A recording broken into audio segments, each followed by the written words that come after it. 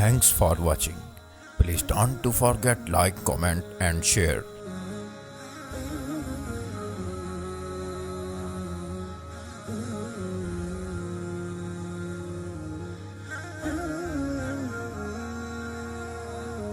Mufti Mubashir Ahmad Rabbani, Islamic scholar.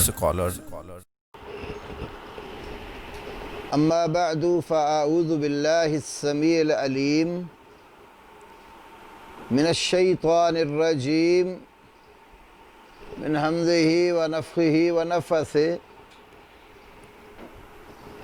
بسم الله الرحمن الرحیم۔ اللہ احکم الحاکمین کے فضل و کرم سے ہمارا عقیدے کا سبق جو پہلے سے جاری ہے اور اس میں ابھی دو نقطوں پر کچھ بحث ہوئی ہے۔ ایک الایمان و یزید و ینقص پر، الایمان قول و عمل، اور دوسری بات کہ القرآن کلام اللہ غیر مخلوق، قرآن اللہ کا کلام ہے اور یہ مخلوق نہیں ہے۔ تو اس سلسلے میں ہماری یہ بات چل رہی تھی کہ جس طرح اللہ رب العالمین کی باقی صفات ہیں، وہ سنتا ہے، دیکھتا ہے، رحمت کرتا ہے، خوش ہوتا ہے، غضبناک ہوتا ہے، جیسے یہ اللہ کی صفات بغیر کیفیت کے اور بغیر کسی تعویل اور توجیہ کے اسلاف مانتے ہیں، تو بالکل اسی طرح اللہ کا کلام کرنا بھی اللہ کا وصف ہے۔ اس پر ہم نے قرآنی آیات بھی پچھلے سبق میں ذکر کی، اور اللہ اور اس کی مخلوق کے کلام کے درمیان جو فرق ہے اس کے اوپر بھی بات ہوئی کہ اللہ نے اپنے امر میں، حکم میں اور اپنی تخلیق میں فرق کیا ہے۔ سورۃ اعراف کی 54 نمبر آیت ذکر کی تھی، الا لہ الخلق والامر، کہ یاد رہے کہ مخلوق بھی اسی کی ہے اور حکم بھی اسی کا ہے۔ تو اللہ نے اپنے کلام کو، اپنے حکم کو اپنی خلق اور مخلوق سے علیحدہ ذکر کیا ہے۔ اور یہ جو بیچ میں واو عاطفہ ہے تو عطف مغایرت کا تقاضا کرتا ہے۔ معطوف علیہ اور معطوف یہ دونوں الگ الگ چیزیں ہوتی ہیں۔ تو اسی سلسلے میں پھر آخر میں بات یہ ہوئی تھی کہ علماء کرام کا، محدثین کا اس بات پر اجماع ہے کہ قرآن اللہ کا کلام ہے اور اللہ کا کلام مخلوق نہیں ہے۔ میں نے اس سلسلے میں چند ایک محدثین کے اسماء گرامی ذکر کیے تھے جو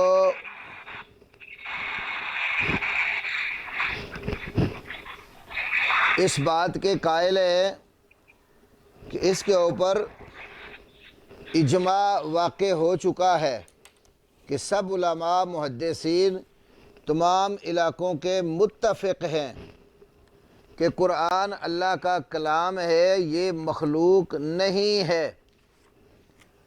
تو اس سلسلے میں کچھ بھائیوں نے کہا تھا کہ وہ کچھ نصوص جو علماء کے اقوال ہیں وہ ہمیں لکھوا دیے جائیں اور بتا دیے جائیں۔ تو میں اس سلسلے میں کچھ باتیں آپ کے سامنے ائمہ حدیث کی عرض کرتا ہوں۔ محدثین میں سے امام وقیع بن الجراح رحمہ اللہ کا بہت بڑا مقام ہے، اور امام وقیع بن جراح رحمہ اللہ سے اس سلسلے میں کئی ایک اقوال مروی ہیں۔ مثال کے طور پر امام ابو بکر ابن ابی شیبہ کے طریق سے عبداللہ ابن احمد ابن حنبل رحمہ اللہ اپنے کتاب السنہ کے اندر 32 نمبر پر یہ ان کا قول لائے ہیں، جو دیگر کئی طرق کے ساتھ بالکل صحیح ثابت ہے۔ اب میں یہاں سے ذکر کر رہا ہوں کہ من زعم ان القرآن مخلوق فقد زعم انہ محدث۔ امام وکیع بن جراح رحمہ اللہ فرماتے ہیں، جس شخص نے یہ کہا یا سمجھا یا دعویٰ کیا، یہ زعامہ کا لفظ ظنہ کا معنی بھی دیتا ہے، قالہ کا معنی بھی دیتا ہے، اور ادعا کا معنی بھی دیتا ہے۔ یعنی اس کا معنی ہم کر سکتے ہیں کہ جس نے گمان کیا یا کہا یا جس نے دعویٰ کیا ان القرآن مخلوق، کہ قرآن حکیم مخلوق ہے،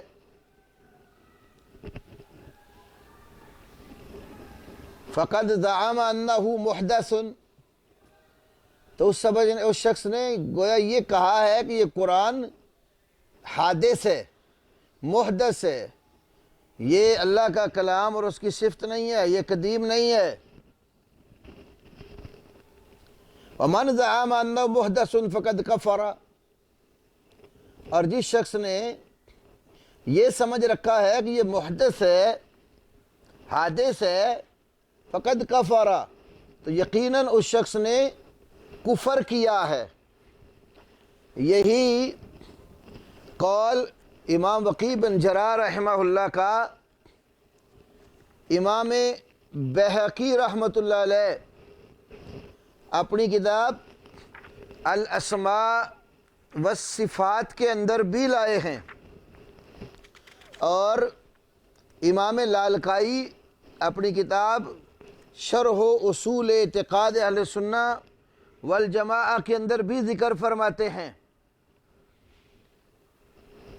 تو کئی طرق سے یہ اثر ان سے بالکل صحیح ثابت ہے۔ اسی طرح ان کا دوسرا اثر اسی مقام پر آگے موجود ہے، جس میں امام وکیع بن جراح رحمہ اللہ سے کہا گیا کہ ان فلانا یقول ان القرآن محدث، کہ فلاں شخص یہ کہتا ہے کہ قرآن محدث ہے، حادث ہے، فقال سبحان اللہ ھذا کفر، تو انہوں نے کہا کہ ایسی چیزوں سے اللہ رب العالمین پاک اور مبرہ ہے، کہ اللہ کا وصف ہے، یہ حادث کیسے ہو سکتا ہے، یہ تو صریح کفر ہے۔ تو امام وکیع بن جراح کے سوا امام ابو نعیم الفضل بن الدقین، ان کا اثر طبرانی صغیر 1198 اور طبرانی اوسط 3678 نمبر پر موجود ہے، اور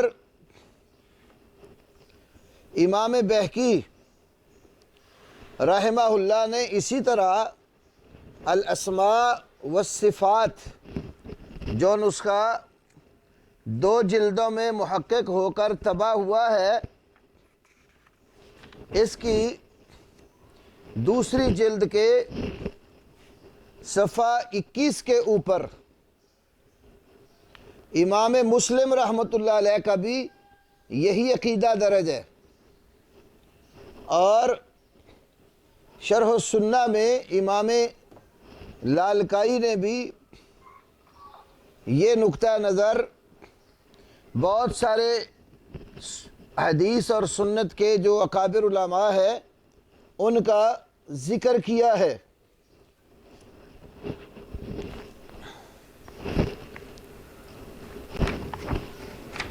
میں انشاءاللہ تعالیٰ بھی غائب گئے کچھ نصوص آپ کے سامنے اس کی رکھوں گا، تاکہ آپ چند ایک حوالہ جات نوٹ کر لیں، ورنہ یہ تو بہت لمبی تفصیل ہے اور محدثین کے بے شمار اقوال اس سلسلے میں موجود ہیں۔ ائمہ حدیث میں سے ایک بڑے عظیم محدث ابو العباس السراج بھی گزرے ہیں۔ محمد بن اسحاق نام کے 4 عظیم محدث اور جرح تعدیل کے امام گزرے ہیں، لیکن ان سب کے دادے کے نام میں فرق ہے۔ جیسے محمد بن اسحاق بن یسار، یہ صاحب المغازی ہے۔ محمد بن اسحاق بن خزیمہ، یہ صاحب الصحیح ہیں، صحیح بن خزیمہ والے۔ محمد بن اسحاق بن مندہ، ان کی کتاب الایمان اور کتاب التوحید ہے۔ اور محمد بن اسحاق بن السراج ابو العباس، ان کی حدیث کی کتاب ایک مسند السراج ہے، دوسری حدیث السراج ہے۔ مسند السراج شیخ ارشاد اللہ کسری حافظہ اللہ کی تحقیق کے ساتھ بھی ایک جلد میں طبع ہوئی، اور حدیث السراج یہ 4 جلدوں میں مطبوع ہے۔ تو امام ابو العباس السراج جو صاحب المسند تھے، ان کے بارے میں امام ذہبی نے سیر و اعلام النبلاء جلد نمبر 14 صفحہ 394 اور تذکرۃ الحفاظ جو دوسری کتاب ہے امام ذہبی کی، جلد دوم صفحہ 733 پر امام حاکم رحمہ اللہ سے نقل کیا ہے۔ امام حاکم رحمہ اللہ اپنے باپ سے بیان کرتے ہیں کہ زعفرانی نام کا ایک شخص خراسان کے علاقے میں داخل ہوا، اور وہ قرآن کے بارے میں یہ نظریہ رکھتا تھا کہ یہ قرآن اللہ کی مخلوق ہے۔ تو امام ابو العباس السراج فرمانے لگے، العنوا الزعفرانیہ، اس زعفرانی کو لعنت کرو، فیزج الناس بلعنہ، تو لوگ اس قدر لعنت کرنے لگے اس پر کہ لوگوں کی آواز بہت زیادہ ہو گئی، اور ایسے لگتا تھا کہ لوگ زور زور سے اس کو لعنت کر رہے ہیں۔ حتی ضیق علیہ نیسابور وخرج الی بخارا، تو خراسان میں جو نیشابور کا علاقہ تھا، تو نیشابور کی زمین اس کے اوپر تنگ ہو گئی اور وہ بخارا کی طرف نکل گیا۔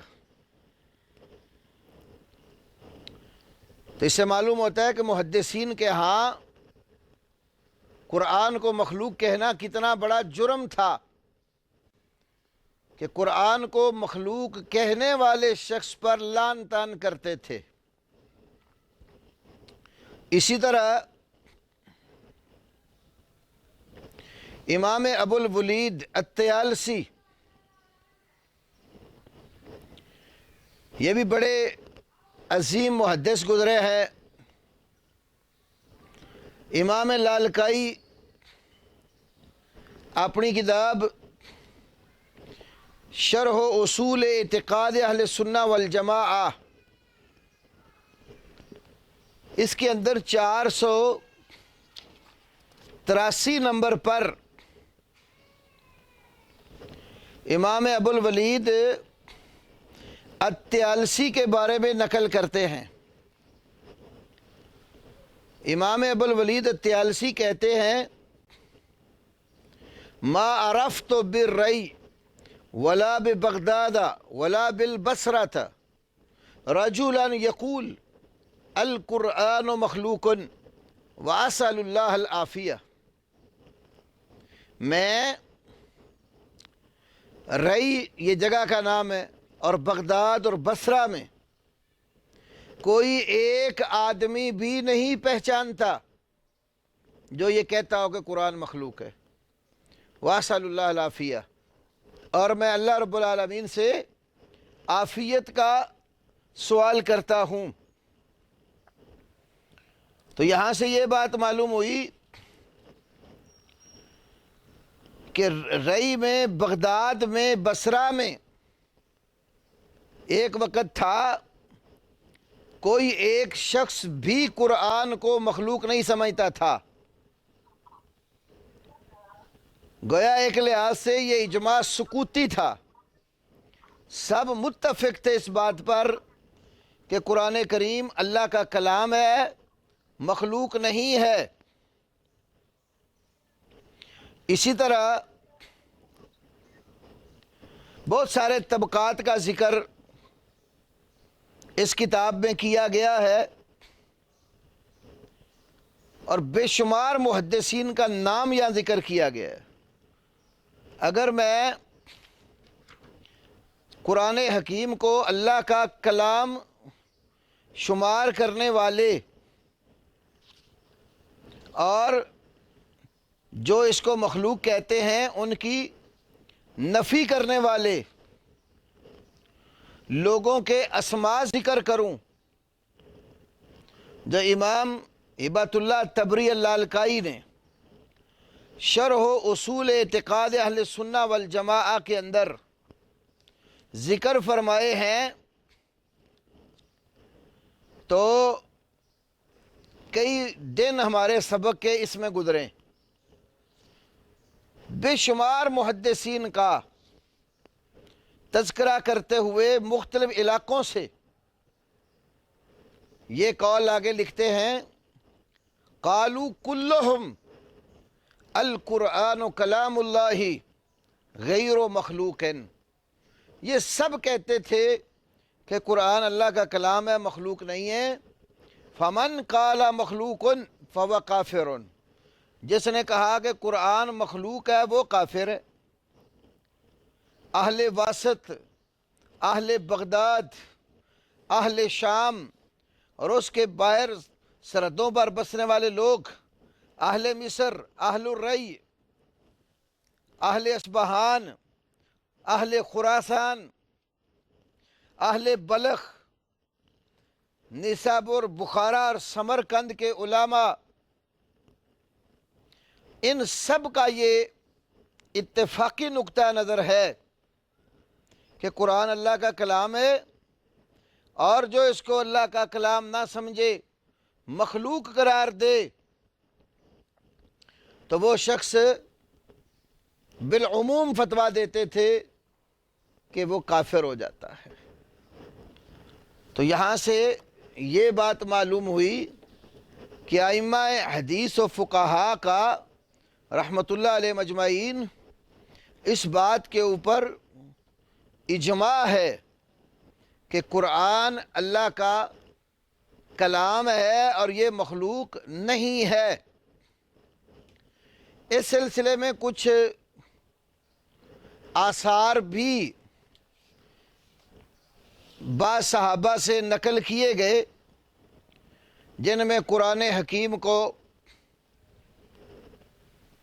مخلوق قرار نہیں دیا گیا. اکثر تو کمزور ہے، لیکن دو تین آثار ایسے ہیں جو قابل احتجاج بنتے ہیں. مثال کے طور پر سیدنا عبداللہ ابن عباس رضی اللہ تعالی عنہما ہیں،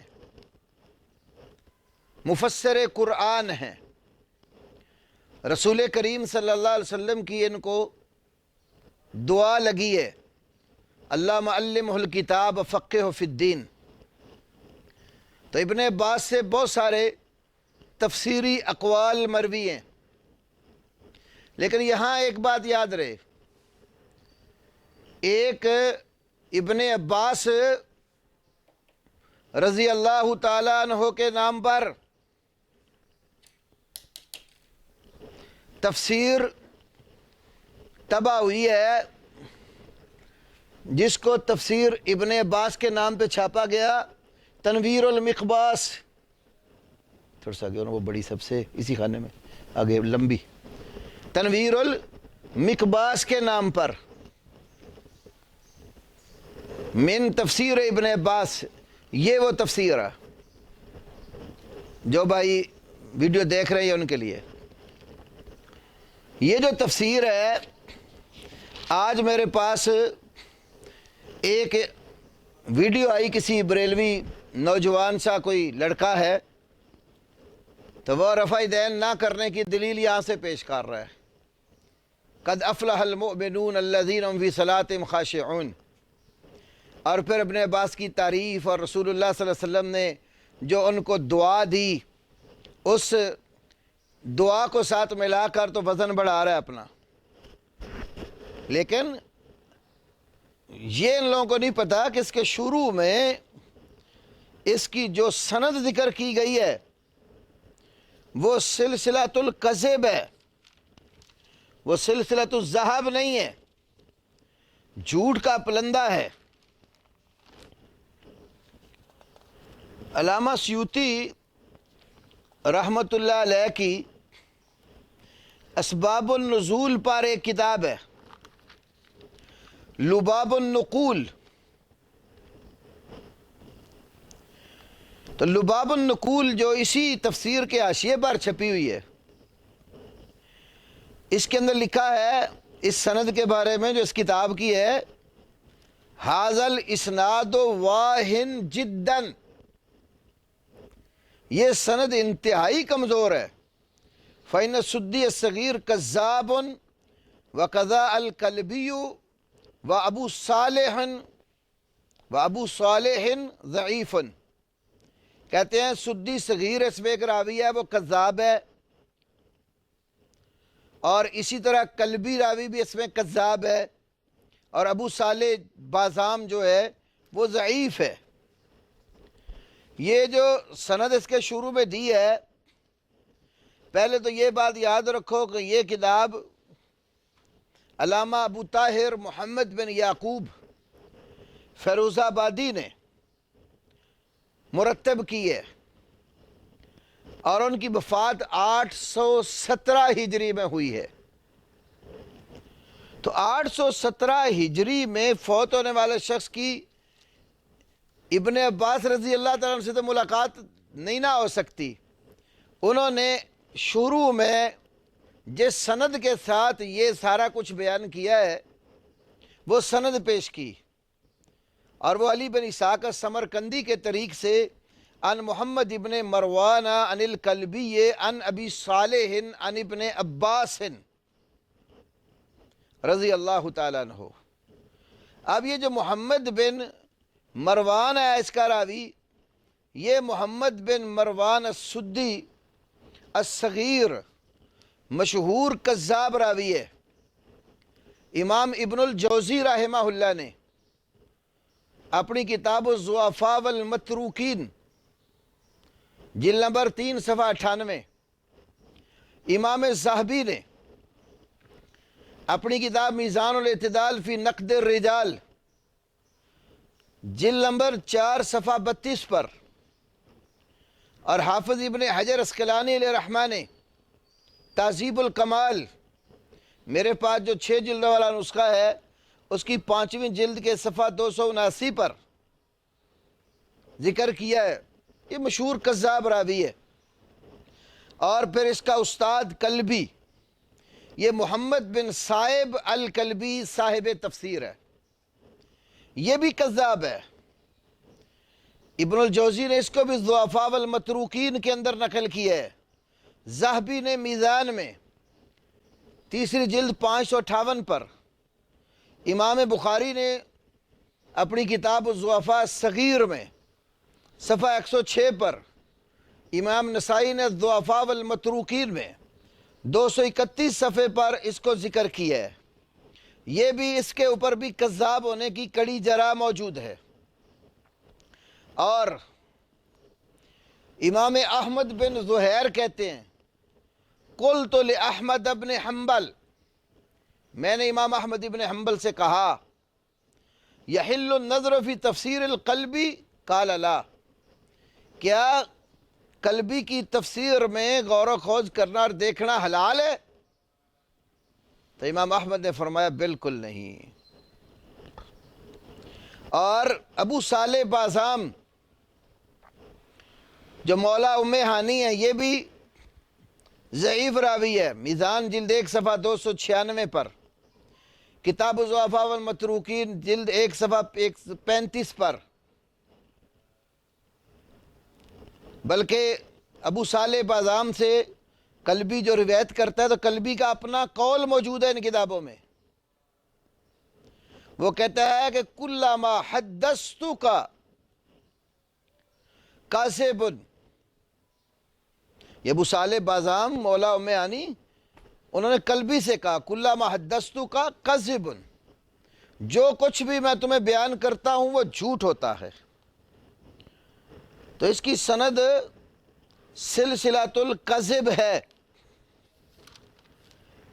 تو یہ جھوٹی سند کے ساتھ ایک تفسیر معاشرے میں پھرتی ہے، اور کئی لوگ اس کو اٹھا کر پیش کرتے، دیکھو جی عبداللہ ابن عباس کی تفسیر جو ہے اس کے اندر یہ بات موجود ہے۔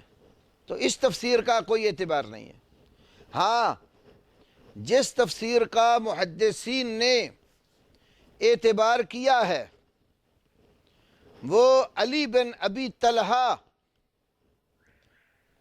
جو نقل کرتے ہیں تفسیر کو عبداللہ ابن عباس سے، اس کو محدثین نے قبول کیا ہے، کیونکہ بیچ میں اکثر علماء کا کہنا ہے کہ مجاہد بن جبر کا واسطہ ہے اور وہ سکہ راوی ہے۔ تو علی بن ابی طلحہ اور ان کے متابع بھی موجود ہیں، امام مقہول، یہ دونوں روایت کرتے ہیں سیدنا عبداللہ ابن عباس رضی اللہ تعالی عنہما سے۔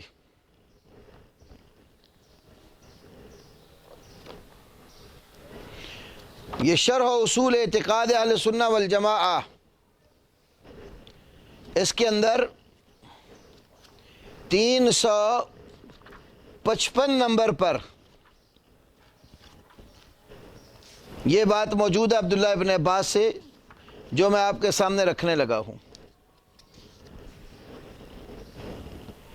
سیدنا عبداللہ ابن عباس رضی اللہ تعالی عنہ سے روایت ہے،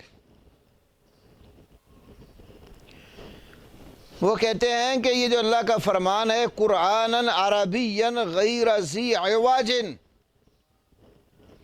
یہ قرآن عربی زبان میں ہے اور ذی عوج نہیں ہے، اس میں کوئی ٹیڑھا پن نہیں ہے۔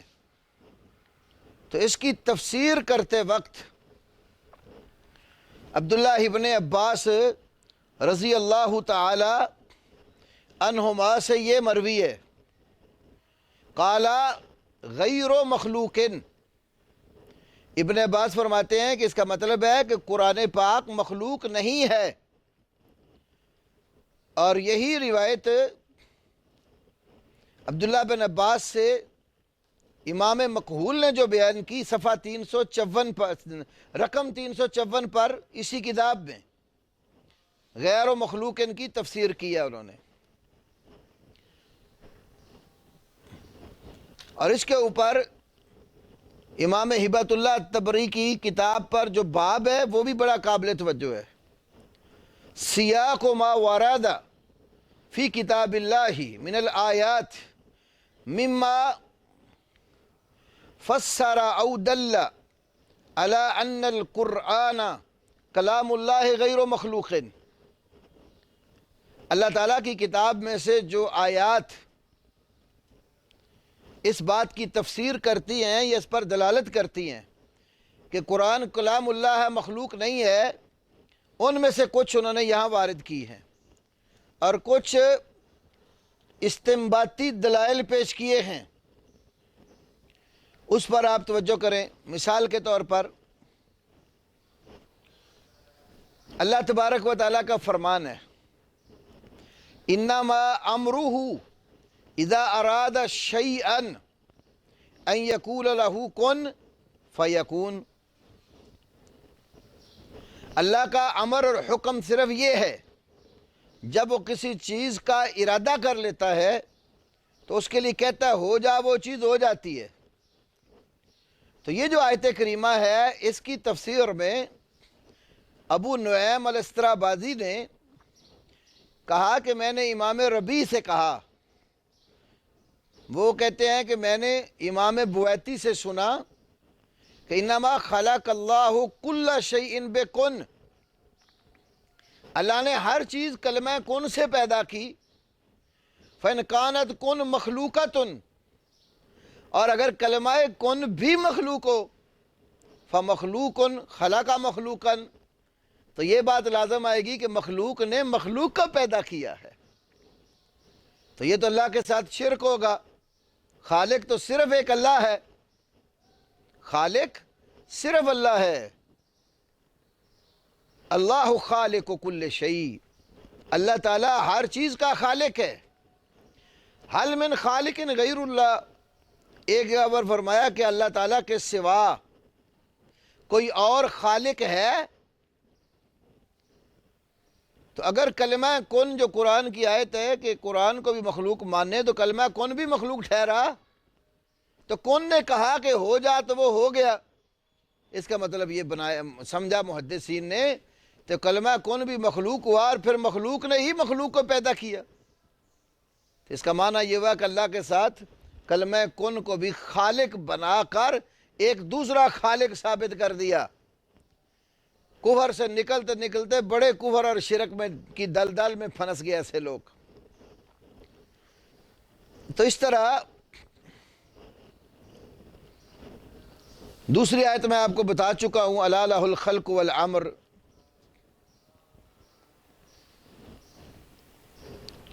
اس سے بھی علماء نے استدلال کیا، یا انہوں نے بھی اس بات کا ذکر کیا ہے۔ تو اللہ تبارک و تعالیٰ کے کلام میں کتنی آیتیں ہیں جن سے محدثین استدلال کرتے ہیں؟ تو ایک تو یہ عبداللہ ابن عباس رضی اللہ تعالی عنہما کا اثر ہے، جو ان سے ان کے دو شاگردوں نے نقل کیا ہے۔ اسی طرح عمر بن جمع میمون بن مہران سے، اور وہ عبداللہ ابن عباس سے روایت کرتے ہیں۔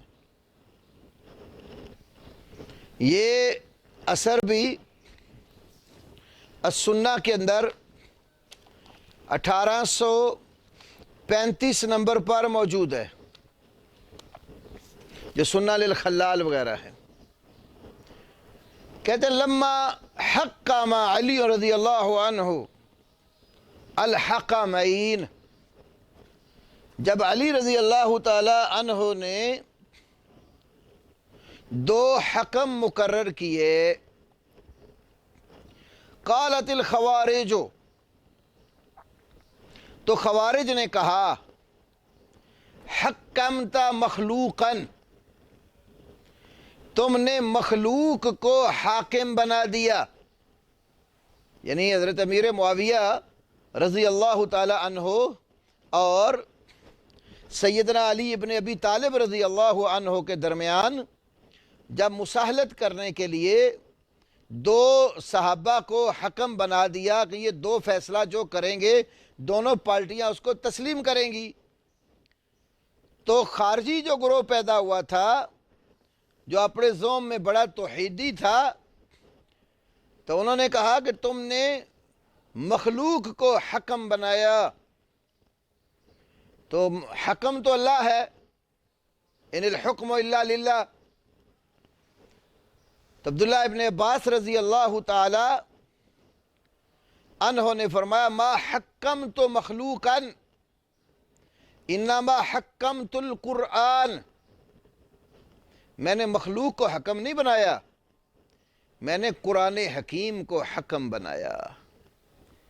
امام خلال نے اس کو اپنی سنہ میں 1835 نمبر پر درج کیا ہے، کیونکہ عبداللہ ابن عباس رضی اللہ تعالیٰ عنہما نے خوارج کا علاج اللہ مالک الملک کے قرآن کے ساتھ کیا۔ انہوں نے جو اعتراضات سیدنا علی رضی اللہ عنہ پر کیے، قرآن سے بھی اس کا جواب دیا اور سنت رسول اور حدیث رسول سے بھی جواب دیا۔ تو صحیح فرمایا ابن عباس نے کہ میں نے مخلوق کو تو حکم بنایا ہی نہیں، میں نے تو قرآن کو حکم بنایا ہے۔ جب قرآن کو حکم بنایا تو معلوم ہوا کہ ابن عباس بھی سمجھتے تھے کہ قرآن مخلوق نہیں ہے، اللہ کا کلام ہے، تو اس لیے میں نے اس کلام کو حکم بنایا ہے۔ اسی طرح عبداللہ ابن مسعود رضی اللہ تعالی عنہ سے بھی اس کی تائید میں اثر موجود ہے، وہ میں آپ کے سامنے رکھتا ہوں۔ امام عبداللہ بن احمد ابن حنبل رحمہ اللہ کی السنہ کے اندر 119 نمبر پر یہ قول ہے، اور بھی کئی مقامات پر یہ ذکر کیا گیا ہے۔ یہاں تو اس کی سند میں کچھ کلام ہے، لیکن ایک دوسرے طریق سے صحیح سند سے قرآن حکیم کو اللہ کا کلام کہنا یہ عبداللہ ابن مسعود سے ثابت ہے۔ یہ جو اثر ہے مسروق عبداللہ بن مسعود رضی اللہ عنہ سے بیان کرتے ہیں، اس کی سند میں علاء بن عمر الحنفی اور مجالد بن سعید مجالد پر کلام ہے۔ اس میں تو القرآن کلام اللہ عز و جل فمن رد منہ شیئا فانما یرد علی اللہ عز و جل، قرآن اللہ کا کلام ہے، جس نے اس کلام میں سے کسی چیز کو رد کیا وہ اللہ پر رد کر رہا ہے۔ اب لیکن یہی مفہوم صحیح سند سے دوسری روایت میں موجود ہے جو اسود بن ہلال عبداللہ ابن مسعود سے نقل کرتے ہیں۔ اسود بن ہلال کہتے ہیں کہ عبداللہ بن مسعود نے فرمایا رضی اللہ عنہ، ان احسن الکلام کلام اللہ عز و جل، بے شک سب سے بہترین کلام وہ اللہ عزت و جلال والے کا کلام ہے۔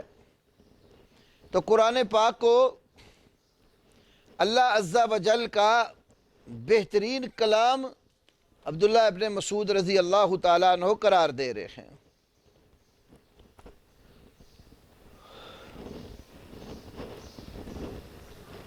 اور امام حمیدی رحمہ اللہ جو امام بخاری کے استاد ہیں، جن سے صحیح بخاری کی پہلی حدیث امام بخاری لائے ہیں، ابو بکر عبداللہ بن زبیر الحمیدی،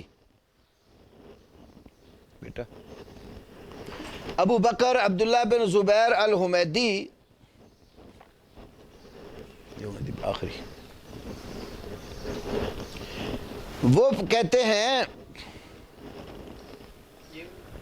جلدی دینا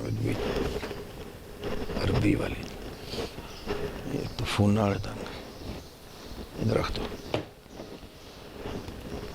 ابو بکر عبداللہ بن زبیر الحمیدی نقل کرتے ہیں، کیونکہ ان کے استاد ہیں امام سفیان ابن عیینہ، سفیان ابن عیینہ سے۔ وہ فرماتے ہیں القرآن کلام اللہ، القرآن کلام اللہ، قرآن پاک اللہ کا کلام ہے۔ ومن قال مخلوق، اور جس شخص نے کہا کہ قرآن مخلوق ہے، فہو مبتدع، وہ بدعتی ہے۔ لم نسمع احدا یقول، اگلی دو، لم نسمع احدا یقول ھذا، ہم نے کسی کو بھی یہ بات کہتے ہوئے نہیں سنا۔ یہ امام حمیدی رحمہ اللہ کی جو مسند ہے، اس مسند کے آخر میں امام حمیدی کا رسالہ اصول السنہ مطبوع ہے۔ تو یہ جو حسین سلیم اسد والا نسخہ ہے، اس کی جلد دوم صفحہ 360 پر ہے، والقرآن کلام اللہ، سمیعت سفیان یقول، حمیدی کہہ رہے ہیں کہ قرآن اللہ کا کلام ہے، میں نے امام سفیان ابن عیینہ رحمہ اللہ کو فرماتے ہوئے سنا ہے، القرآن و کلام اللہ، قرآن اللہ کا کلام ہے، ومن قال مخلوق فمبتدع، جو کہے کہ قرآن مخلوق ہے وہ بدعتی ہے، لم نسمع احدا یقول ھذا، ہم نے یہ بات کسی کو بھی کہتے ہوئے نہیں سنی۔ یہی قول اجری کی السنہ میں، خلال کی السنہ میں، بہقی کے الاسماء والصفات میں، اور شرح و اصول اعتقاد اہل سنہ والجماعہ میں ہبۃ اللہ الطبری نے نقل کیا ہے، جس سے یہ بات کھل کر واضح ہو جاتی ہے کہ ان ائمہ کے دور میں، سفیان ابن عیینہ اور حمیدی اور ان سے اوپر کے جو ائمہ کا دور ہے، اس دور کے اندر سارے محدثین کا اس پر اتفاق تھا کہ قرآن کلام اللہ ہے، اس کو مخلوق نہیں کہنا، اور جو اس کو مخلوق کہتا تھا تو ائمہ حدیث جو ہے اس کو بدعتی قرار دیتے تھے اور مطلقاً کافر قرار دیتے تھے۔ یہ بدعتی بھی وہ جو بدعت کبریٰ کا، بدعت مکفرہ کا مرتکب ہوتا ہے۔ پہلی اور دوسری صدی ہجری میں بالکل لوگ قرآن پاک کو مخلوق کہنا پہچانتے ہی نہیں تھے۔ جیسے بڑے مشہور محدث امام فضل بن الدکین رحمہ اللہ فرماتے ہیں، یہ کوفہ میں 218 ہجری میں فوت ہوئے ہیں، تو وہ کہتے ہیں کہ ادرکت الناس ما یتکلمون فی ھذا ولا عرفنا ھذا الا بعد منذ سنتین، میں نے لوگوں کو جس حال میں پایا وہ یہ ہے، ما یتکلمون فی ھذا، وہ قرآن کے مخلوق ہونے کے بارے میں کلام ہی نہیں کرتے تھے، ولا عرفنا ھذا، اور نہ یہ بات ہم نے پہچانی ہے کہ قرآن پاک جو ہے مخلوق ہے، الا بعد منذ سنتین، کہتے ہیں کہ وہ اس کے 2 سالوں کے پھر کہیں بعد جا کر ہمیں یہ بات معلوم ہوئی کہ لوگ یہ کہتے ہیں۔ اور یہ عقیدہ خراسان کے علاقے میں جہم بن صفوان کا پیدا کردہ ہے، اور جہم بن صفوان کے پیروکار وہ قرآن پاک کو مخلوق کہنے لگ گئے۔ جہمیہ فرقہ جس قدر بھی ہے، ان کے ہاں اس طرح کے اقوال بہت موجود ہیں۔ ابتدا میں یہ خراسان کے علاقے سے نکل کر کہیں اور یہ پھیلا نہیں تھا عقیدہ، بڑا عرصہ یہ وہاں ہی رہا، اس کے بعد کوئی جب بدعتی پھر کوئی پھلنے پھولنے لگے تو اس کے بعد مختلف علاقوں میں یہ عقیدہ پیدا ہو گیا۔ تو اسی لیے جب یہ خراسان کے علاقے میں اس کی نشو و نما ہوئی تو امام ابو حاتم رازی، امام ابو زرع رازی، امام ابن ابی حاتم رازی اور دیگر جو خراسان کے علاقے میں رہنے والے لوگ تھے، وہ سارے ائمہ پھر اس پر کلام کرنے لگ گئے۔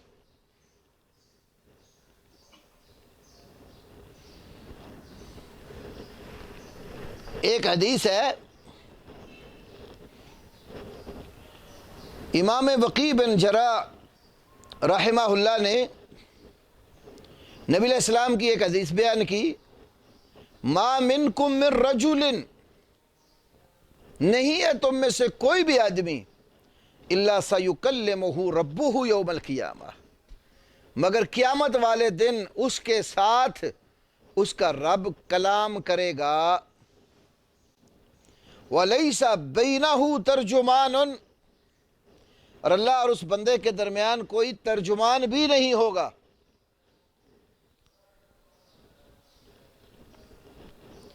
یہ جو حدیث ہے، امام وقی بن جراح رحمہ اللہ نے حدیث بیان کر کے کہا، من کان ہاہنا من اہل خراسان فلیحتسب فی اظہار ھذا الحدیث بخراسان لأن الجہمیۃ ینکرون ھذا،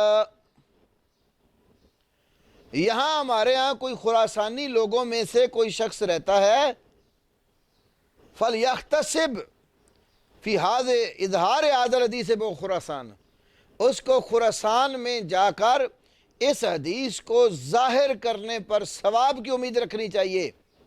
لأن الجہمیۃ ینکرون ھذا، اس لیے کہ جہمی اس حدیث کا انکار کرتے ہیں، اس لیے کہ یہ حدیث بتا رہی کہ اللہ تو ہر بندے سے کلام کرے گا، کلام کرنا اللہ کا وصف ہے۔ تو اللہ تعالیٰ جب خود کلام کرتا ہے اور یہ قرآن بھی اس کا کلام ہے، اس نے دنیا میں بھیجا ہے اور یوم القیامہ بھی وہ کلام کرے گا، تو اللہ کا کلام مخلوق کیسے ہو سکتا ہے؟ یہ حدیث ترمذی شریف میں 2415 پر موجود ہے۔ تو بہت سارے ادلہ علماء نے اس بات کے اوپر پیش کیے ہیں کہ قرآن پاک اللہ کا کلام ہے، اور جو اس کو مخلوق مانے تو وہ کلمہ کفر کہہ رہا ہے۔ امام شافعی رحمہ اللہ نے اس موضوع پر حفص الفرد کے ساتھ مصر میں مناظرہ بھی کیا تھا۔ جو امام ابن ابی حاتم رازی نے امام شافعی کے مناقب پر جو کتاب لکھی، اس کے صفحہ 148 پر ذکر کیا، اور ابن بطہ کی الابانہ میں، اور امام بہقی کی سنن الکبریٰ میں 10ویں جلد کے اندر، اور اسماء و صفات میں صفحہ رقم 554 پر اس مناظرے کا تذکرہ کیا گیا۔ 554 یہ نمبر ہے امام بہقی کی کتاب الاسماء والصفات کا۔ امام محمد بن اسحاق بن خزیمہ رحمہ اللہ بیان کرتے ہیں، اس کی سند بالکل صحیح ہے۔ سمیت الربیع یقول، وہ کہتے ہیں کہ میں نے ربیع بن سلیمان المرادی جو امام شافعی کے مشہور شاگرد تھے ان سے سنا، وہ کہتے تھے لما کلم الشافعی رضی اللہ عنہ حفص الفرد فقال حفص القرآن مخلوق، جب امام شافعی نے حفص الفرد کے ساتھ گفتگو کی تو حفص کہنے لگا کہ قرآن مخلوق ہے۔ فقال له الشافعی کفرت باللہ العظیم، تو امام شافعی رحمہ اللہ نے فرمایا تو نے اللہ عظیم کے ساتھ کفر کیا ہے۔ تو امام شافعی رحمہ اللہ بھی یہ سمجھتے تھے کہ جو بندہ قرآن کو مخلوق کہتا ہے وہ اللہ کے ساتھ کفر کرتا ہے۔ اور امام احمد ابن حنبل رحمہ اللہ کا بھی قول کئی طرق سے موجود ہے، جیسے سنن للخلال 1826 نمبر پر، اور ابن بطہ نے الابانہ میں ذکر کیا ہے کہ امام احمد اس بارے میں کہتے تھے کہ جو قرآن کو مخلوق کہتا ہے نا، یہ قول کفر ظاہر، کفر ظاہر، یہ چٹا ننگا کفر ہے۔ اور ہارون القزوینی علیہ رحمہ فرماتے ہیں الشریعہ للآجری کے اندر اس بات کا تذکرہ آیا ہے۔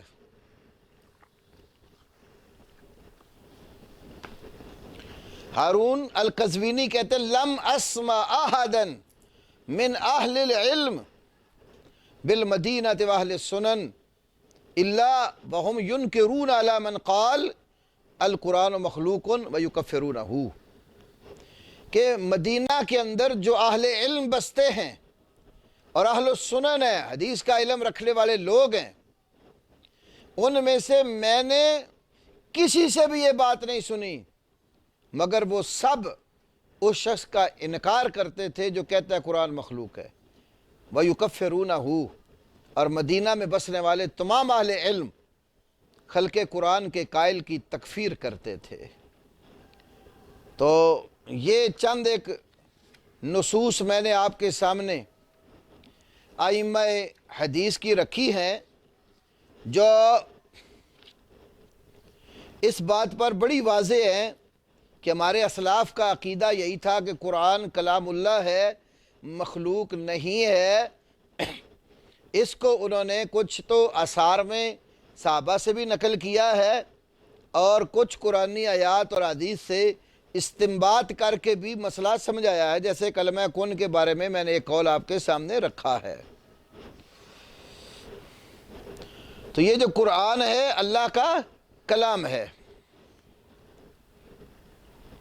اس کے بارے میں بعض کتابوں میں یہ بھی آتا ہے منہ بدأ و الیہ یعود، منہ بدأ و الیہ یعود، یہ اللہ کا کلام منہ بدأ، اللہ سے ہی شروع ہوا ہے، و الیہ یعود، اور اللہ ہی کی طرف لوٹتا ہے اور لوٹے گا۔ تو یہ کلام اللہ جب اللہ کی طرف سے ہی اس کی ابتدا ہوئی اور اس کا ظہور ہوا، پلٹ کر بھی اسی کی طرف جاتا ہے، تو پھر ہمیں بڑی بصیرت سے کام لینا چاہیے، اور کلام اللہ کے بارے میں ایسا کوئی عقیدہ نہیں بنا لینا چاہیے جو عقیدہ کفر پر منتج ہوتا ہو۔ انہوں نے آگے یہ اس جملے میں دونوں راضی اماموں نے کہا کلام اللہ منزل غیر مخلوق بجمیع جہات ہی، اپنی تمام جہتوں سے۔ اب ان جہات سے کیا مراد ہے، یہ بات نوٹ کر لو، اچھی طرح سمجھ لو۔ یہ جہات خمسہ ہیں، 5 جہتوں سے ہمارے اسلاف قرآن کو دیکھتے تھے، اور 5 جہتوں کے اعتبار سے کہتے تھے کہ یہ مخلوق نہیں ہے۔ نمبر 1 الحفظ، نمبر 2 التلاوہ، نمبر 3 السمع، نمبر 4 النظر، نمبر 5 الکتابت۔ حفظ، تلاوت، سماع قرآن کا، قرآن پہ نظر کرنا، اور کتابت۔ اس کا مطلب یہ ہے 5 وجوہ سے بندہ اللہ رب العالمین کی طرف قرآن کے ذریعے متوجہ ہوتا ہے۔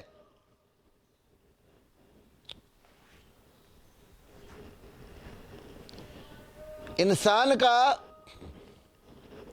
جو یاد کرنا، قوت حفظ، یہ انسان کا فعل ہے، یہ مخلوق ہے۔ لیکن جو چیز محفوظ ہو گئی دماغ میں، دل میں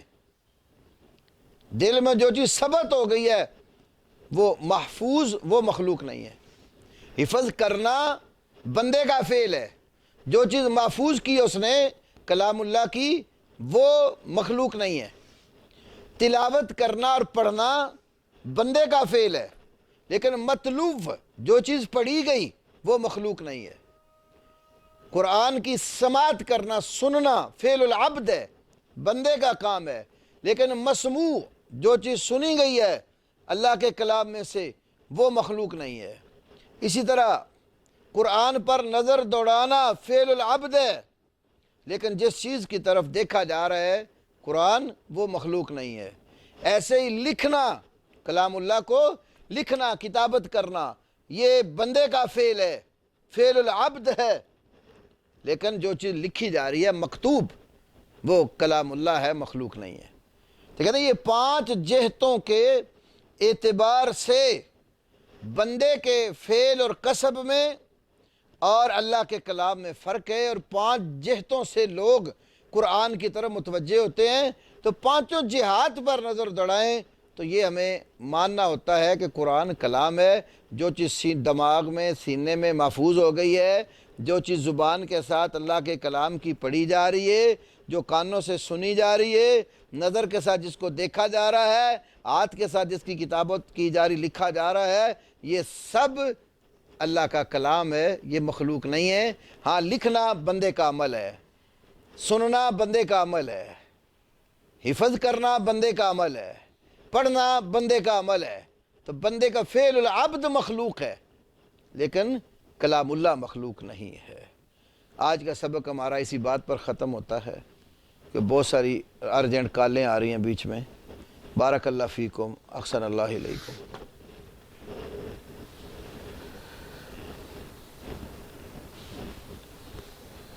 میاں صاحب